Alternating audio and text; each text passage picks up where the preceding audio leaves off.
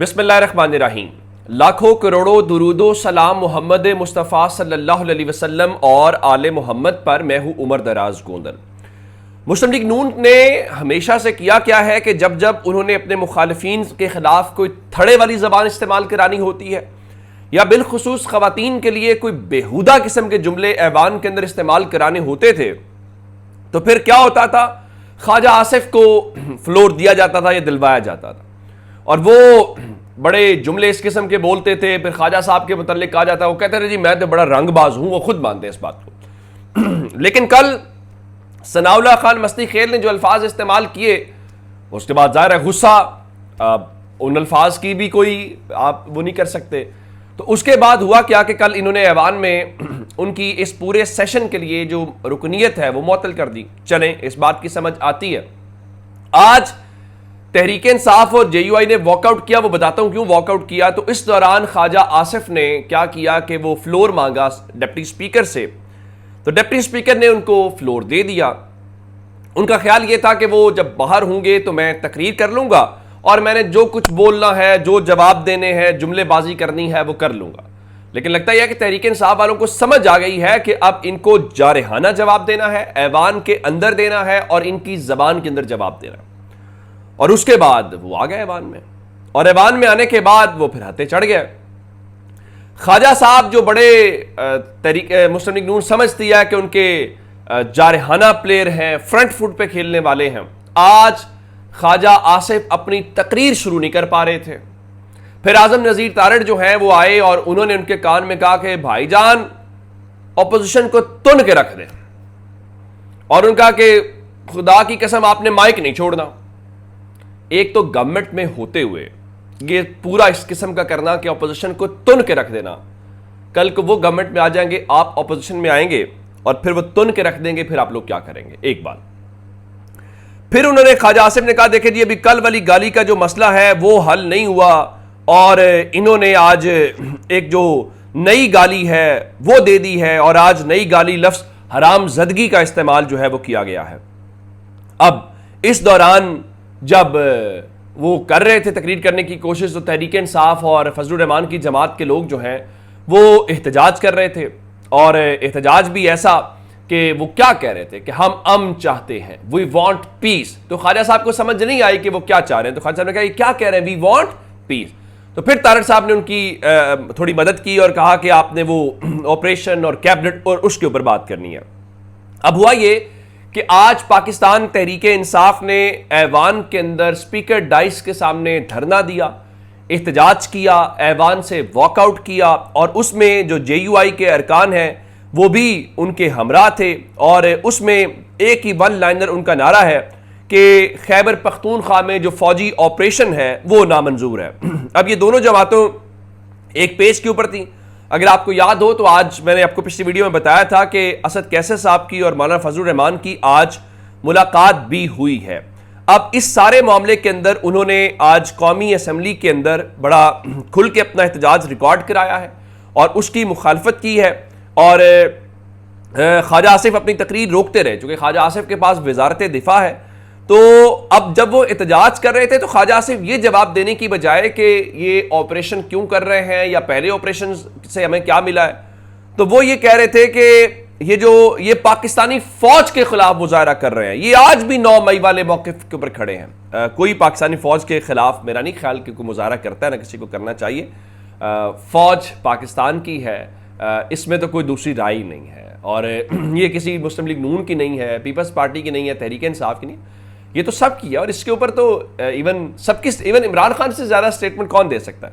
तो अब तहरीक इंसाफ ने जहां अपना एहतजाज रिकॉर्ड कराया है, उसके अलावा उन्होंने एक और मुतालिबा कर दिया है, चूंकि फॉर्म 47 का उनका एक मुतालिबा है।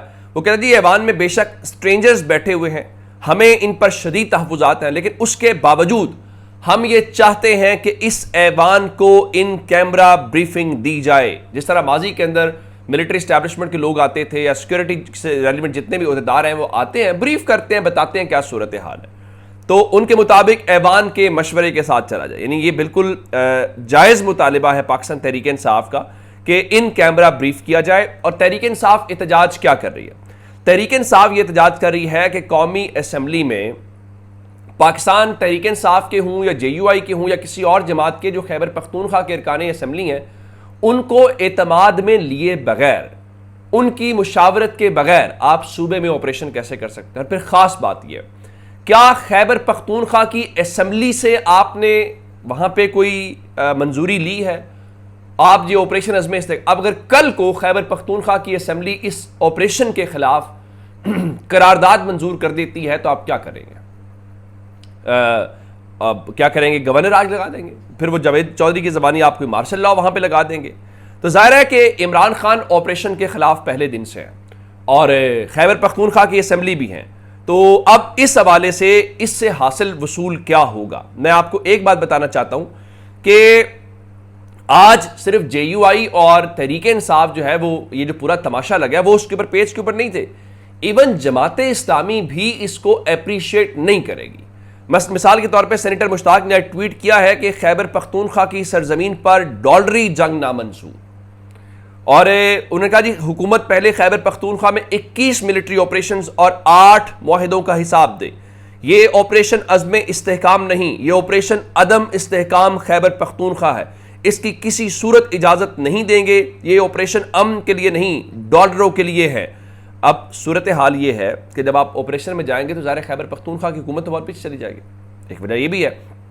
अब इस सारे मामले के अंदर पाकिस्तान तहरीक इंसाफ ने आज प्रेस कॉन्फ्रेंस भी की। उमर अयूब ने, बैरिस्टर गौहर ने, उन्होंने कहा जी कोई भी ऑपरेशन हो उसको पार्लियामेंट में एतमाद में लिया जाना बहुत ज़रूरी है। और फिर उन्होंने जो प्रेस कॉन्फ्रेंस की, जिसको BBC ने भी रिपोर्ट किया है कि जनाब कोई भी एपेक्स कमेटी हो वो पार्लियामेंट से बालातर नहीं है, वो पार्लियामेंट से ऊपर नहीं है। और बेशक आप उस पार्लियामेंट के ऊपर भी सवाल उठाएं कि जायज तरीके से जीत के नहीं आए, तो उनके मुताबिक एक तो पार्लियामेंट को एतमाद में लें, मिलिट्री लीडरशिप आए, ब्रीफ करे और उनका जो मर्जी हो जाए। ये आइन और पार्लियामेंट की मर्जी के बगैर ये नहीं हो सकता। अगर उनको भी आपने नहीं करना तो फिर ये पार्लियामेंट किस चीज के लिए है? फिर इसके ऊपर अब उनका इन कैमरा ब्रीफिंग वाली जब उन्होंने बात की, फवाद ने बड़ा दिलचस्प जुमला कहा। उनका जी खैबर पख्तूनख्वा की 99% नुमाइंदगी, 99% जो रिप्रेजेंटेशन है वो तहरीक इंसाफ और JUI के पास है। हैरत है कि इन दोनों जमातों की संजीदा मुशावरत के बगैर आप खैबर पख्तूनख्वा में कैसे ऑपरेशन कर सकते हैं? दोनों बड़ी जमातों और पख्तूनख्वा की दीगर जमातों से संजीदा मुशावरत करें, मुल्क को मजीद आग में ना धकेलें। देखें एक अब सूरत हाल ये है, ऐवान में तहरीक इंसाफ का जो तर्ज अमल है या जो जारहाना किस्म की अपोजिशन कर रहे हैं, तगड़ी अपोजिशन जिसको कहना चाहिए। आपको पता है कि नवाज शरीफ ने आज दरखास्त दी, वो पूरे सेशन में नहीं आना चाहते। ज़ाहिर है कौन तहरीक इंसाफ? फिर लोग ये भी देखेंगे ना कि क्या नवाज शरीफ ने जो बजट सेशन है उसके अंदर कोई पार्टिसिपेट किया है, कोई तकरीर की है? अगर अप्रिशिएट किया है शहबाज शरीफ के बजट को कि नहीं किया? अगर बजट को अप्रिशिएट करते हैं तो इसका मतलब होगा कि वो वज़ीर ख़जाना औरंगज़ेब के बजट को अप्रिशिएट कर रहे हैं। इसका मतलब है कि सबको पता है वो इस्टेब्लिशमेंट के बंदे हैं, इस्टेब्लिशमेंट के वो नुमाइंदे हैं, तो ये भी दिलचस्प होगा। अगर नहीं बोलते तो भी खबर होगी कि नवाज शरीफ ने कोई तकरीर नहीं की है, कैसे 3 बार के वज़ीर आज़म है। आप पंजाब के अंदर तो इजलास में बैठते हैं लेकिन आप नेशनल असम्बली के बजट के ऊपर बात नहीं करते, तो आपका एक्सपीरियंस कब काम आएगा? कोई तजवीज़ दे दें, कुछ अप्रिशिएट कर दें। तो उन्होंने पूरे सेशन के लिए छुट्टी मांग लिया कि मैं इस पूरे बजट सेशन में शरीक नहीं होना चाहता। छुट्टी मंजूर हो गई है और उसके बाद इसका मतलब है कि नवाज शरीफ गालिबन बजट के ऊपर वोट भी नहीं करेंगे। उसके बाद हमजा शहबाज शरीफ जो है उनकी छुट्टी की दरखास्त भी मंजूर हो गई है। तो ये एक आप अंदाज़ा कर लीजिए। अगली सूरत हाल, चूँकि कल से सुप्रीम कोर्ट में आप जानते हैं कि उन्होंने बैठना है, फुल कोर्ट ने, सुप्रीम कोर्ट ने, और उससे पहले गैर मामूली किस्म की खबर है। इत्तलात पहले ये थी, चूँकि जुडिशल कमीशन ने 3 जजेस की मंजूरी दी, उसके बाद जो पार्लिमानी कमेटी है उसने भी उसकी तौसीक कर दी और उसके बाद उन्होंने सदर को वो भेज दी रिकमेंडेशंस, और सदर ने चूँकि अपॉइंटमेंट करनी होती है, सदर की अपॉइंटमेंट के बाद जो है वो वजारत कानून जो है वो नोटिफिकेशन जारी करती है। आप हैरान इस बात से होंगे कि जो आपने इतनी जल्दी जजेस की अपॉइंटमेंट की और जस्टिस शहजाद मलिक साहब को आपने chief justice Lahore high court से साइड पे किया, तो अब ईद से कबल आपने इतनी जल्दी में सब कुछ किया और ये अपॉइंटमेंट भी हो गई। लेकिन अब आज आप देख लीजिए कि 23 तारीख है, 23 जून है, 23 जून तक सुप्रीम कोर्ट में उन 3 जजेस की तैनाती का नोटिफिकेशन ताहाल जारी नहीं हो सका। इवन मैंने तो कहा था कि फुल कोर्ट में उनको क्यों नहीं बिठाया जा रहा। फिर किसी ने कहा कि देखिए जी प्रोसीडिंग्स चल रही हूँ तो आप नहीं, ऐसा हमने देखा है माजी में कि 6 जजेस सुनते हैं, फिर 6 से फुल कोर्ट पे चले जाते हैं, तो वो तो मैटर नहीं था। लेकिन अब उनकी अपॉइंटमेंट क्या इसी वजह से कि ज़रा फुल कोर्ट बैठ जाए, हो जाए मैटर डिसाइड, तो उसके बाद करेंगे। लेकिन ये गैर मामूली खबर है, इसकी क्या वजूहत है, मेरा ख्याल कल परसों तक क्लियर हो जाएगा। अपना बहुत सारा ख्याल रखिएगा। खुदा हाफिज़।